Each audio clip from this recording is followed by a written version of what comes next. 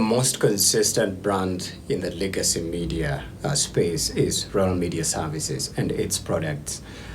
I don't know about the nation much, but you could feel like there's something brewing from that other side, because just the other day I sneaked in and I was watching the trend, and I was stunned to learn that it was the last day for Abdi Rabar, who's had a fantastically stellar career from Homeboys Radio to Capital to Media Marks K24. She used to be one of the morning show presenters, and then NTV, the trend that previously used to be hosted by Larry Madow. So you wonder what are these franchises up to, because of late there's been like mass layoffs, and just some of the personalities that you knew are being yanked off the air.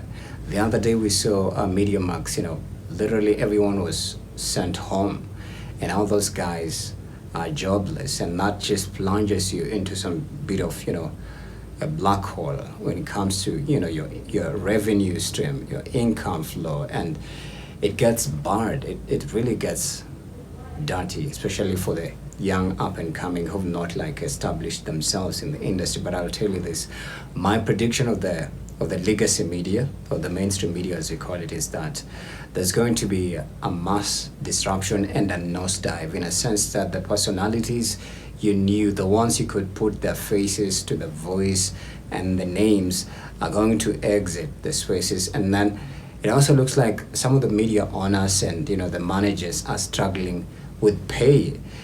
It could be possible that the reason why Amina Abdi Rabar was yanked off the trend is maybe they're not able to sustain her salary. She's one of the, like I've said, she has had a stellar career. She's avant-garde in her own way in terms of her accomplishments in the broadcast space. So her pay grade is much higher than an upcoming or somebody who's been there, let's say, for 8 years. You'd be shocked, somebody who's been in the broadcast space for 10 plus years, they're still earning 25,000.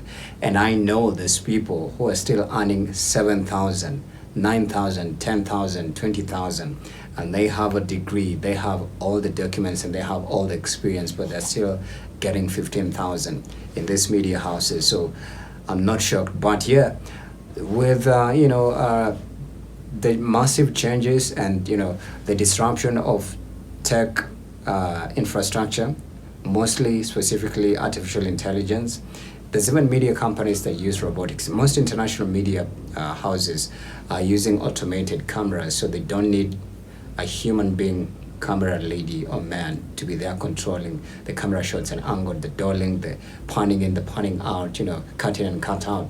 So everything is shifting. So you're likely to see some of the people you knew just exit. I'm pretty sure Jeff Koinange is on his way out. Maina Kageni is on his way out. And some of these names that you used to revere way back. And also nowadays, anyone can be a broadcaster. You can literally sit in your household and say it like you mean it on your own personal platform, and it becomes breaking news, and it will be taken as excerpts for other shows. So that's how technology has literally ripped apart legacy media. And for those that will survive, then they'll have to adapt and re-engineer, re-strategize, and come up with, let's say, tactics that could make them continuously stay afloat and stamp the authority in their space. So it's not that easy. But again, what happens to the young rookies who are in university pursuing the same thing? So I'll tell you, just start your own talk show, because at this rate, it's really unpredictable, I'll say. Because most of these companies now don't even have advertisers anymore. And especially when it comes to private-owned media. For state media, you could say they depend directly from the exchequer.